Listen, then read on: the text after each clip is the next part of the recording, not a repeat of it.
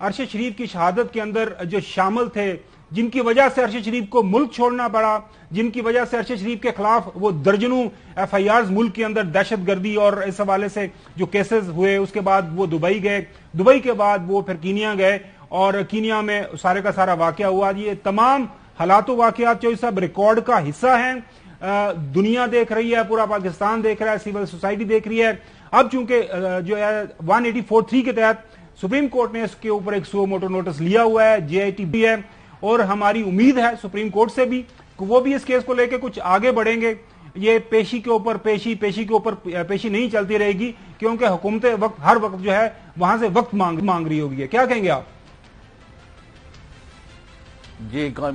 ان کی تشفی کیا ہونی ہے، ان کا بیٹا، ان کا خامند، ان کا بھائی، ان کا والد جو ہے اس دنیا سے ان کو بے وقت موت کے ذریعے دیار غیر میں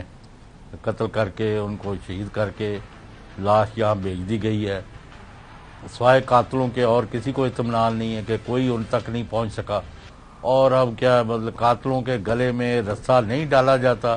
تو انہیں کیا اعتماد، اور ویسے بھی یہ کام رکنا نہیں، یعنی باقی لوگ بھی اگر کام کر رہے ہیں اور اگر مرے نہیں ہیں تو ابھی ان کی باری نہیں آئی، ورنہ یہاں کس کا تحفظ ہو رہا ہے مجھے آپ بتا دیں ذرا۔ نہیں، وہ تو جو صاحب پچھلے کم از کم جب سے موجودہ حکومت آئی ہے، اب 12 مہینے ہو گئے ہیں، 12 مہینے سے زیادہ ان کو وقت ہو گیا ہے، جو جس رفتار سے کیسز ہو رہے ہیں، جس نوعیت کے کیسز ہو رہے ہیں، وہ سب کے سامنے ہے۔ اور بھائی یہ مجھے بتائیں خاور گمن صاحب، جی صاحب، آج مجھے بتائیں کہ سپریم کورٹ کے 2 رکنی بینچ لیڈ بائی جسٹس اعجاز الحسن، آج انہوں نے کہا کہ یہ عماد یوسف کے ساتھ کیا تماشا لگایا ہوا ہے آپ نے، یعنی لفظ میرے ہیں کہ بھئی آپ ایک بندے کے خلاف نہ کوئی کیس ہے، نہ ایویڈنس ہے، نہ کچھ ہے، اس کے اوپر آپ نے بنایا ہوا ہے، ختم کرے اس کو۔ نہیں جی نہیں، ہم نے ریکارڈ پیش کرنا ہے، ہم نے حقائق آپ کے سامنے، انہوں نے کہا آجو پھر پتر تاڑے نہ نبڑنے ہے، یہ ہوں اگلے ایتھے سارے آرگومنٹ سنے جان گے اور کیس نو منطقی انجام تک لے کے جاواں گے آفٹر 4 ویکس۔ جی بالکل کیا تکلیف کیا ہے آزادی صحافت کا، کون سا یعنی چیپٹر جو یہ لوگ پڑھ کے اس پر عمل کر رہے ہیں، انہوں نے پھر وہاں حکومت سے باہر آ کے فیس نہیں کرنا لوگوں کو۔ وہ چوئی صاحب بالکل آپ صحیح بات کر رہے ہیں، یہ کیس بھی سنا گیا ہمارے پریزیڈنٹ ایئر وائی چینل کے عماد یوسف صاحب کا کیس، آپ کو پتا ہے ان کے خلاف بھی جو ہے دہشت گردی اور انہی کی بات کر رہا ہوں نا، بالکل غداری کے جو کیسز ہوئے ہیں وہ فرد جرم حکومت وقت جو ہے کرنے پہ تیار تھی۔ اس کو ہم نے پٹیشن کو کے ذریعے چیلنج کیا ہوا ہے سپریم کورٹ کے اندر۔ ہمارے کھوسا صاحب جو ہیں وہ وکیل ہیں مشہور زمانہ لطیف کھوسا صاحب، وہاں پہ جب چوئی صاحب آج گئے اور جب کیس جو شروع ہوا، وہ وہاں پہ بتایا گیا کہ بتائیں کہ آپ کے پاس کچھ ہے کہ نہیں ہے، کچھ آپ گواہ، کچھ شواہد، کوئی چیز آپ کے پاس ہے تو ہمیں بتائیں۔ راجہ محسن آج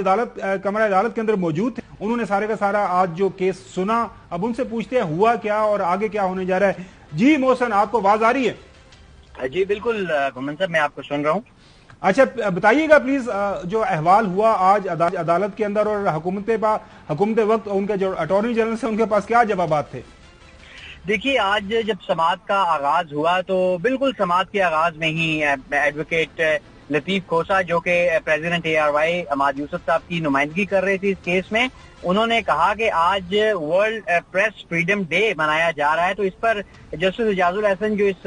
2 رکنی بینچ کی سربراہی کر رہے تھے، انہوں نے کہا جی بالکل، تبھی ایڈوکیٹ جنرل صاحب بھی جو ہے وہ مسکرا رہے ہیں۔ اس پر جسٹس اعجاز الحسن نے اپنے ریمارکس آگے بڑھاتے ہوئے یہ کہا کہ جی چھوڑیں عماد یوسف صاحب کو، نہ ان کا اس کیس سے تعلق ہے نہ واسطہ۔ اس پر لطیف کھوسا نے اپنے کچھ دلائل دیے اور اس میں انہوں نے کہا کہ جو عماد یوسف پر لگائی گئی دفعات ہیں یہ کالونیل لیگیسی ہیں، اور جو جس طریقے سے بدنامی ہوئی ہے ملک کی ایک سینئر صحافی پر کہ اس طرح کا کیس بنانے سے، اور جو جس طریقے سے عالمی تنظیموں نے اس پر آواز اٹھائی ہے اور جو پاکستان کے اندر صحافتی تنظیموں نے اس پر آواز اٹھائی ہے، اس کی مثال نہیں ملتی، اور یہ کیس باقی دنیا میں بدنامی کا باعث بن رہا ہے ملک کی۔ اس موقع پر ایڈوکیٹ جنرل کے پاس کوئی بھی نہ ثبوت تھا، نہ کوئی ایسی بات تھی کہ جب وہ کہہ سکے۔ انہوں نے کہا کہ جی ہمیں وقت دے دیں، ہم اس کیس میں جواب اور ریکارڈ ہم نے جمع کروانا ہے۔ اس پر لطیف کھوسا ایڈوکیٹ کی جانب سے یہ بھی کہا کہ آپ کے پاس کوئی ثبوت، کوئی گواہ ہے تو وہ بھی ہمیں دے دیں۔ بلکہ ایک جب سماعت ختم ہوئی اور کمرہ عدالت سے باہر نکل رہے تھے تو کھوسا صاحب نے ایڈوکیٹ جنرل جہانگیر جدون صاحب کو مخاطب کرتے ہوئے کہا کہ جی کوئی جھوٹا سچا گواہی دے دیو، کچھ لے کے تے آؤ. یہ ایگزیکٹ ورڈ تھے لطیف کھوسا ایڈوکیٹ صاحب کے. جسٹس اعجاز الحسن نے اس موقع پر استدعا منظور کر لی ایڈوکیٹ جنرل اسلام آباد کی کہ ٹھیک ہے آپ کے پاس کوئی جو بھی آپ ریکارڈ یا جواب جمع کروانا چاہتے ہیں وہ ہمارے پاس جمع کروا دیں اور ہم اس کیس کو غور سے سنیں گے اور آئندہ سماعت پر اس کے پر جو پھر دلائل ہیں وہ بھی ہو جائیں گے. لیکن جیسا کہ ٹرائل کورٹ میں بھی دیکھا گیا کہ پریزیڈنٹ ARY کے خلاف جی وہ تو ساری کی ساری جو ہم نے اس سے پہلے بھی جو بھی واقعات ہوئے ہیں وہ سب کے واقعات عوام کے سامنے رکھے ہیں، اپنے ناظرین کے سامنے. بہت شکریہ وقت دینے کے لیے. اچھا جوئی صاحب، آج یہ جو یہ سیمینار ہوا وہاں قرارداد پاس کی گئی ہے، وہ بھی آپ کے گوش گزار کر دیں اپنے ناظرین کے سامنے بھی. جو ارشد شریف کے حوالے سے جو سیمینار ہوا آج، PFUJ نے شہید ارشد شریف اور دیگر کو جلد انصاف فراہمی کا مطالبہ کیا ہے. مایہ ناز اینکر اور سینئر صحافی شہید ارشد شریف کا قتل موجودہ حکومت کے چہرے پر سیاہ دبا اور سپریم کورٹ آف پاکستان کے لیے ایک ٹیسٹ کیس ہے. فیکٹ فائنڈنگ کمیٹی ٹیم اور JIT رپورٹ کے باوجود ایسا لگتا ہے کہ کیس کو دبانے کی کوشش کی جا رہی ہے. تحقیقاتی رپورٹس میں ارشد شریف کے پاکستان چھوڑنے کی وجوہات کا پتہ لگانے والے IB اور FIA کے 2 افسران جو ہے ان کا متعلقہ محکموں سے تبادلہ بذات خود سنجیدہ سوالات کو جنم دیتا ہے. سپریم کورٹ کے حکم پر قائم کردہ JIT نے اپنی رپورٹ جمع کروائی ہے. اس معاملے پر تاحال پیش رفت نہیں ہو سکی. کینیا حکام کے عدم تعاون کے پیش نظر شہید ارشد شریف کے کینیا میں قتل کی شفاف تحقیقات یقینی بنانے کے لیے وزیر اعظم شہباز شریف سیکرٹری جنرل اقوام متحدہ کو خط لکھ کر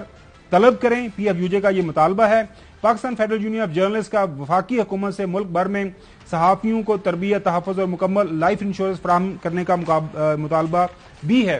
بنیادی طور پر جو شروع میں نے بات کی چوئی صاحب وہ یہی ہے کہ